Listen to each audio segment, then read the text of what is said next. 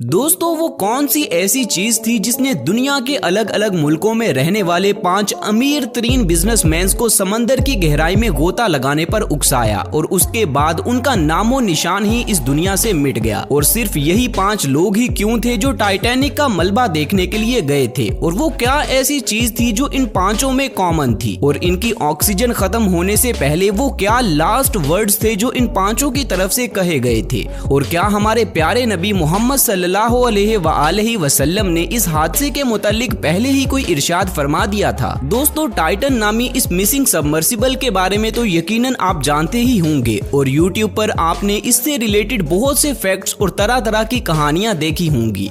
लेकिन आज की इस वीडियो में मैं आपको इस हादसे के मुतालिक कुछ ऐसी चीजें बताने जा रहा हूं जो आपकी अकल के सारे पर्दे खोल के रख देंगी, और ये सभी चीजें अब तक ना तो आपने किसी चैनल पर देखी होंगी और ना ही किसी से सुनी होंगी, और इस हादसे की हकीकत जानने के बाद आप सभी अल्लाह अकबर कह उठेंगे। तो चलिए दोस्तों वीडियो शुरू करते हैं। दोस्तों 22 जून 2023 के दिन CBS न्यूज चैनल पर ओशन गेट की तरफ से ऑफिशियली एक स्टेटमेंट जारी की जाती है कि 5 लोग जो ओशन गेट की सबमर्सिबल में बैठकर टाइटैनिक जहाज का मलबा देखने के लिए समंदर में नीचे गए थे वो अब इस दुनिया में नहीं रहे, और उनका नामो निशान इस दुनिया से मिट चुका है। और ये स्टेटमेंट इसलिए जारी की गई थी क्योंकि उस सबमर्सिबल में मौजूद ऑक्सीजन का बैकअप अब खत्म हो चुका था, और इसी के साथ उन 5 के जिंदा बचने की उम्मीद भी पूरी तरह से खत्म हो चुकी थी।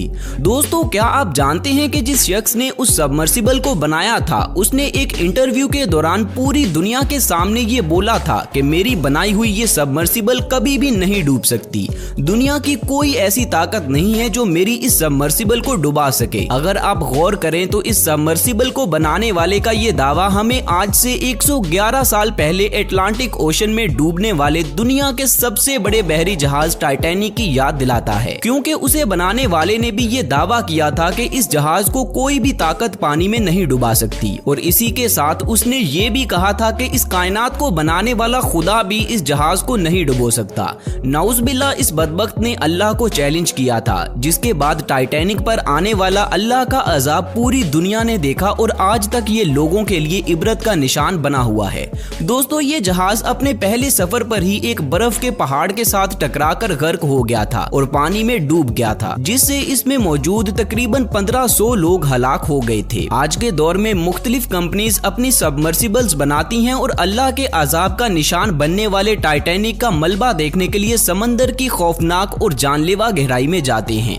इन्हीं में से एक कंपनी ओशन गेट भी है जो दुनिया के अमीर तरीन लोगों को अपनी सबमर्सिबल में बिठाकर डूबे हुए टाइटैनिक को देखने के लिए उन्हें एक एडवेंचरस टूर करवाती है। दोस्तों ये एडवेंचरस टूर मजे के लिए किया जाता है ताकि अमीर लोग समंदर की गहराई में उतरें और टाइटैनिक में अल्लाह के अजाब का निशाना बनने वाले हजारों लोगों का मलबा देख सकें। अब आप ही मुझे बताएं कि क्या ये बात आपको अजीब नहीं लगती। दोस्तों इससे रिलेटेड हमारे प्यारे नबी मोहम्मद सल्लल्लाहु अलैहि वसल्लम का एक इरशाद है कि जब भी कभी तुम किसी अजाब वाली जगह से गुजरो तो उस जगह से जितना जल्दी हो सके आगे गुजर जाओ, ताकि कहीं तुम भी उस अजाब का शिकार ना हो जाओ। अब अगर हम गौर करें तो इस सबमर्सिबल के साथ भी कुछ ऐसा ही हुआ है। ये सबमर्सिबल जब टाइटैनिक के पास पहुंची तो तब तक इसका राब्ता ऊपर मौजूद इसकी मदरशिप से टूट चुका था और दुनिया भर की सुपर पावर्स इसे ढूंढने में लगी हुई थी। मगर नीचे जब ये 5 लोग सबमर्सिबल में से टाइटैनिक का मलबा अपनी आंखों से देख रहे थे तो ये लोग भी उसी अजाब का शिकार हो गए, और इनकी सबमर्सिबल में खराबी आने की वजह से उस जगह पर एक इम्प्लोजन हुआ और 5 मिलीसेकंड्स के अंदर ये सबमर्सिबल और उसमें मौजूद 5 लोग हमेशा के लिए सफाई हस्ती से मिट गए। और इसी के साथ इस सबमर्सिबल को बनाने वाला खुद भी इस हादसे में हलाक हो गया, और अल्लाह ने उसके दावे को पूरी दुनिया के सामने झूठा साबित कर दिया और उसकी सबमर्सिबल को एक बार फिर से पूरी दुनिया के लिए इबरत का निशान बना दिया। दोस्तों यकीनन अब आप सबके जहनों में बहुत से सवालात आ रहे होंगे, तो मेरी आप सबसे रिक्वेस्ट है कि वीडियो का अगला पार्ट जरा गौर से देखिएगा और इसे समझने की कोशिश कीजिएगा। ये जो हादसा रूनुमा हुआ है इसे देखने के बाद दुनिया के 90% लोग इसे एक इत्तेफाक समझ रहे हैं, जबकि असल में ऐसा नहीं है, बल्कि समझने वालों के लिए इसके पीछे बहुत सी चीजें मौजूद हैं। जैसा कि कुरान पाक में भी अल्लाह पाक ने इरशाद फरमाया है कि बेशक अकल वालों के लिए इस कायनात में बेशुमार निशानियां छुपी हुई हैं। दोस्तों, जब टाइटैनिक जहाज डूबा था तो इसी के साथ हजारों लोग भी डूबकर मर गए थे, जिसका मतलब है कि टाइटैनिक का मलबा अब उन्हीं लोगों की लाशों का एक कब्रिस्तान भी है। और एडवेंचर के नाम पर ऐसी किसी जगह पर अम्यूजमेंट ट्रिप्स को लेकर जाना एथिकली ठीक नहीं है। इमेजिन करें कि आप अपने दोस्तों के साथ मिलकर किसी कब्रिस्तान में एडवेंचरस टूर करने के लिए जाते हैं, तो क्या ये बात कब्रिस्तान के आदाब के खिलाफ नहीं है? नीचे कमेंट्स करके मुझे जरूर बताएं। जबकि दोस्तों, हमारा दीन हमें ये सिखाता है कि जब भी कब्रिस्तान के सामने से गुजरो तो सबसे पहले सलाम करो और फिर अल्लाह की पाक कलाम पढ़ के उन सभी मुर्दों के लिए मगफिरत की दुआ मांगो, ताकि अगर कोई मुर्दा कब्र के अजाब में मुब्तला है तो अल्लाह पाक उसे बख्श दे। खैर दोस्तों, अब मैं आपको इस हादसे के मुतालिक मजीद कुछ ऐसी चीजें बताने जा रहा हूँ जो आपके होश उड़ाकर रख देंगी और आपको हर एक चीज अच्छे से समझ आ जाएगी। तो क्या आप में से किसी ने ये सोचा है कि ये हादसा इन्हीं 5 लोगों के साथ ही क्यों पेश आया है?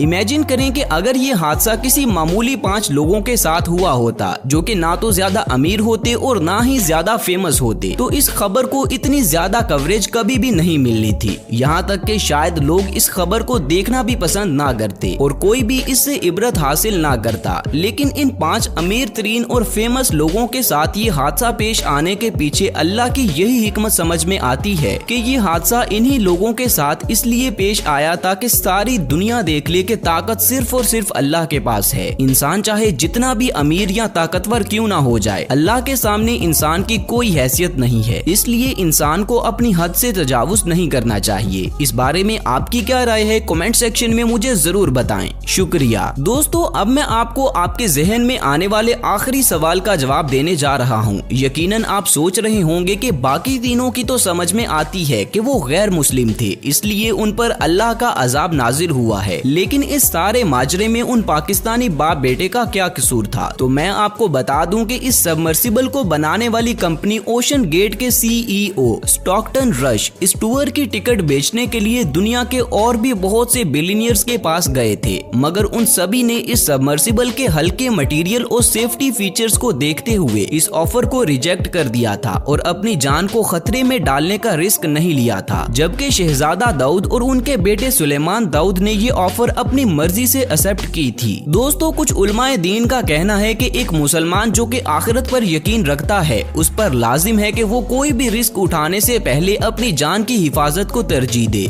और हर ऐसे काम से दूर रहे जिसमें उसकी जान को खतरा हो, क्योंकि एक मुसलमान अपनी जान की बाजी सिर्फ और सिर्फ अल्लाह के राह में किसी नेक काम में लगा सकता है। इसके अलावा हम बखूबी जानते हैं कि दीन इस्लाम में इंसानी जान बचाने और अपनी जान की हिफाजत करने को तरजीह दी गई है। दोस्तों, अब आप मुझे बताएं कि क्या अभी भी ये हादसा आपको महज एक इत्तेफाक लग रहा है या फिर आपको इस हादसे के पीछे छुपी हिकमत की समझ आ गई है? अगर हाँ, तो नीचे कमेंट सेक्शन में अल्लाह अकबर लिखें और अपनी राय का इजहार जरूर करें।